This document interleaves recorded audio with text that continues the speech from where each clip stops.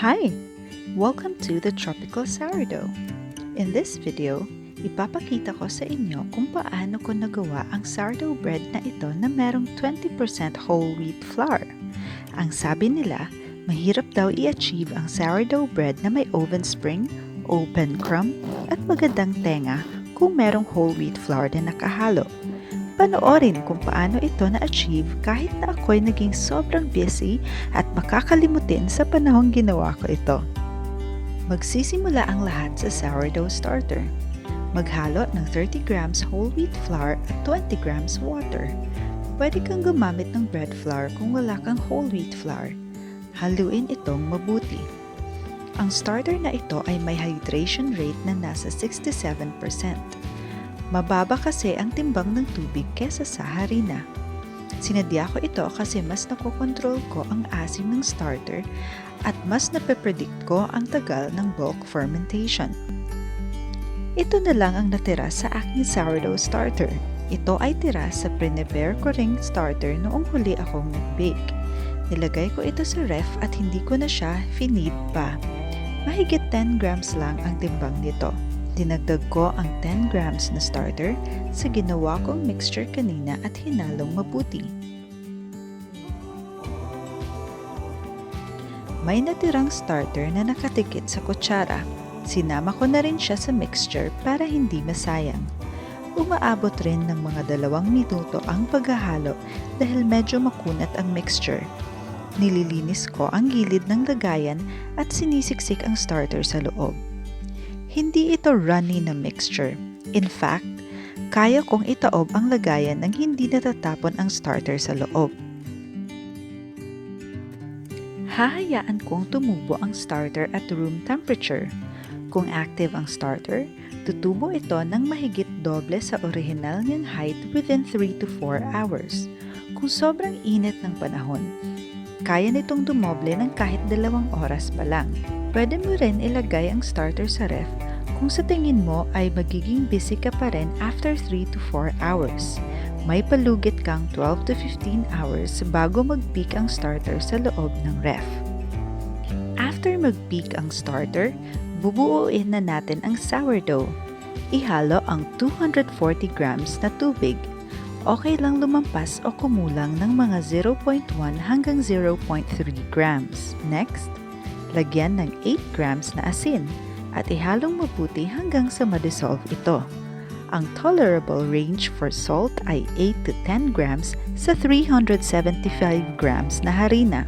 Then, ihalo ang 50 grams na sourdough starter. Makunat ang sourdough starter, kaya gumamit ng metal spoon sa pagdukot nito sa kanyang lagayan. Again, ito na lang ang matitira sa aking starter. Ilalagay ko muli ito sa ref hanggang sa susunod kong baking session. Talagang mahirap i-dissolve ang starter. Ito ay dahil nakapag-develop na rin siya ng strength. Minsan ay gumagamit na ako ng 2 kutsara para mapunit ko siya into small pieces. Ang last ingredient ay harina. Naglagay ako ng 75 grams whole wheat flour at saka 300 grams bread flour. Ikaw bahala kung gaano karami ang wheat flour na ilalagay mo, basta ang total weight ng flour ay dapat 375 grams. Hahaluin natin ito ng dahan-dahan gamit ang ating kamay. Maya-maya, lalamutakin natin ito para mahalo ng mabuti ang mga ingredients, lalo na ang makunat na sourdough starter. Paalala tungkol sa paggamit ng wheat flour. Itong harinang ito ay mas dense kesa sa plain bread flour. May tendency na magiging heavy ang bread kapag dadamihan mo ang whole wheat.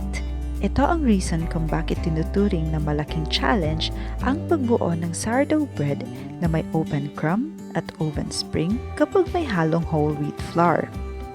Ang overall hydration ng dough na ito ay nasa 64% lang.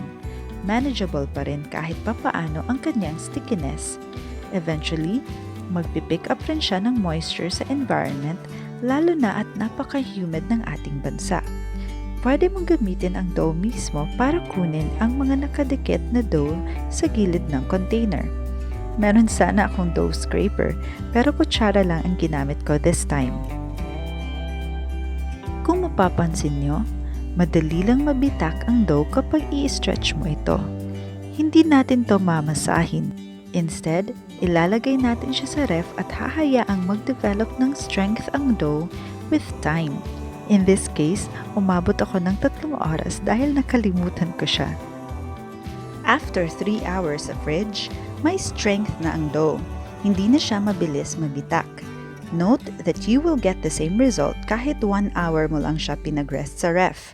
I-strengthen pa natin ang dough by stretching and folding for 1 to 2 minutes. Grab the dough on the side, stretch it out, tapos fold and press it onto itself. If you feel some lumps, gently pinch the dough to remove it. Keep stretching and folding until it gets tight.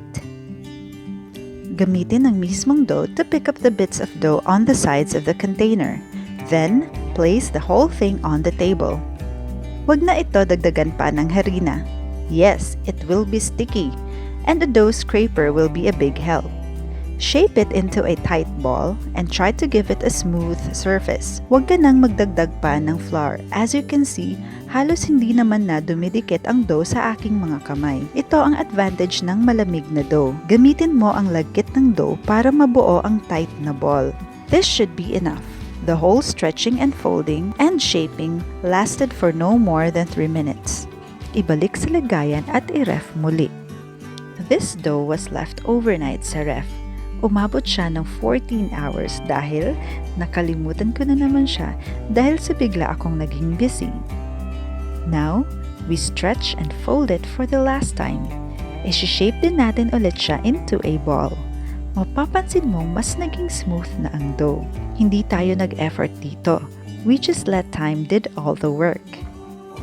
Again, wag na maglagay ng flour sa kamay o sa table.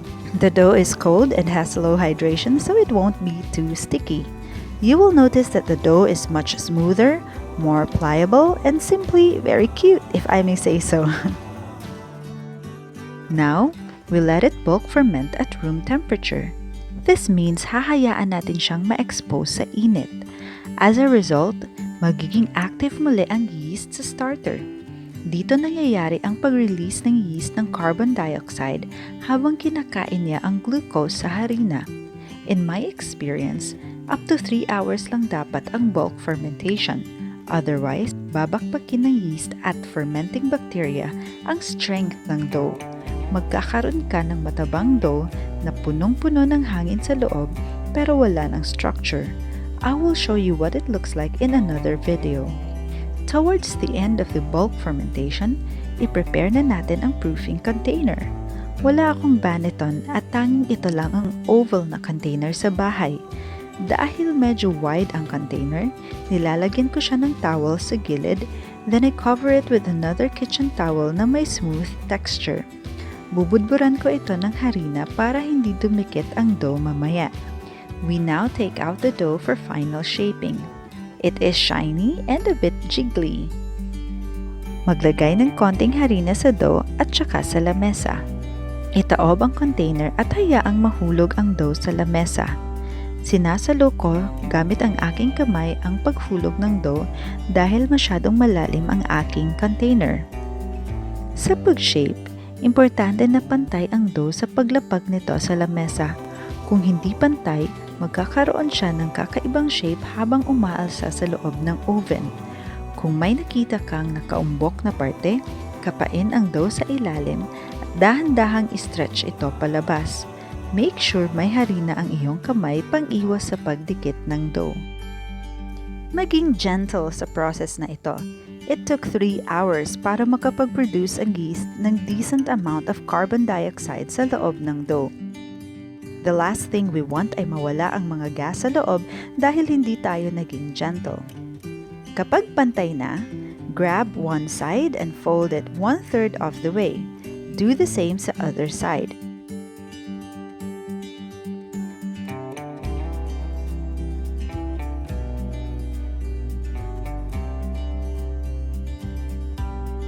Then, stretch, fold, and tuck in. Ulitin ito hanggang umabot sa dulo.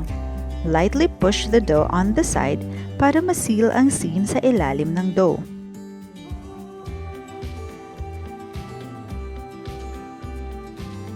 Then, roll it over, pick it up, and gently place it on the container that we prepared kanina.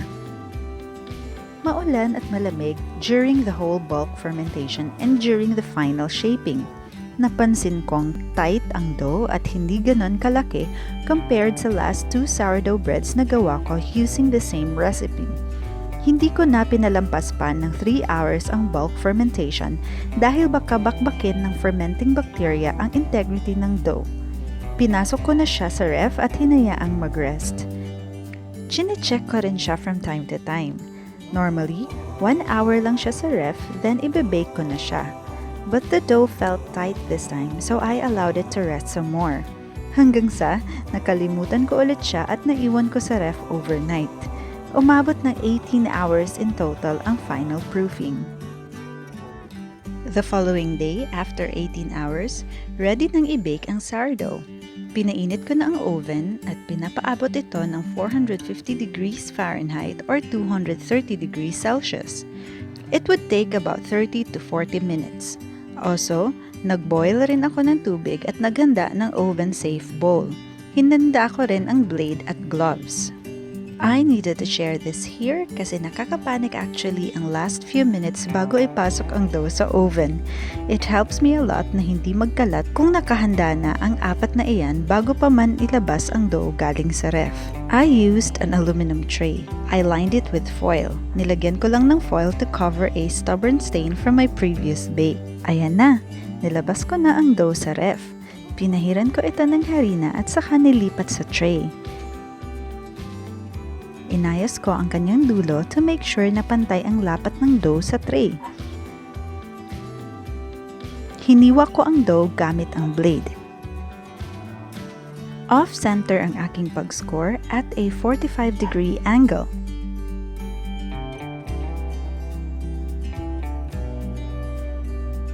Pinasadahan ko ulit and I made sure na nahiwa ko rin ng maayos ang mga dulo.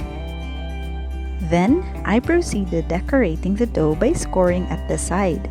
Mababaw lang at maiiksi ang paghiwa ko for decoration. It took no more than 5 minutes nang ilabas ang dough sa ref hanggang sa matapos ang pag-score. It is best to plan ahead kung anong decoration ang gusto mo to save time.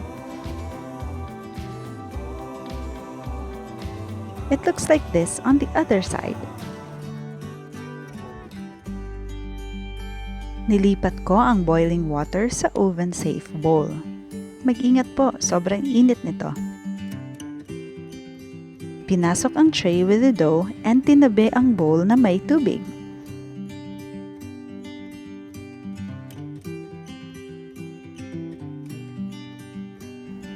Hinayaan ko itong mag-bake for 15 minutes. After 15 minutes, tinanggal ko ang bowl. Kinuha ko ang tray at pinatong sa isa pang tray para hindi masunog ang puwet ng dough. Pinakita ko rin ito kay Mama saglit. Binabaan ko rin ang apoy from high to low. Binantayan ko ito to make sure na hindi bababa sa 400 degrees Fahrenheit ang temperature. Excited na ba kayo sa result? Here it is! Next time, kukuhanan ko ng time-lapse ang pag-bake niya sa loob ng oven para ma-witness nyo ang oven spring. Sobrang laki ng inangat ng dough sa oven. Nag-develop din siya ng magandang ears kung saan ko siya hiniwa ng blade. At dahil kailangang mag-antay munang mag-cool down ang bread bago hiwain, pinicturan ko muna siya ng bongga sa labas.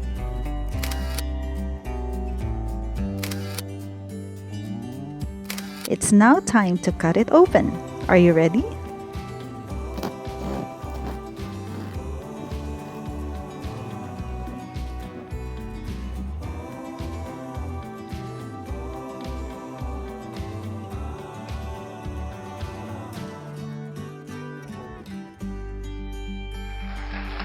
Ang ganda ng mga butas sa loob.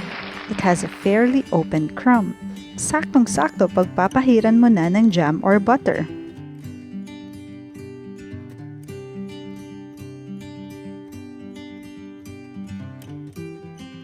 Good job! Patingin nga ulit. Maganda pa rin. I hope may natutunan kayo sa video na ito. Thank you so much for watching. This has been the Tropical Sourdough, wishing you the best in your sourdough bread journey. God bless you!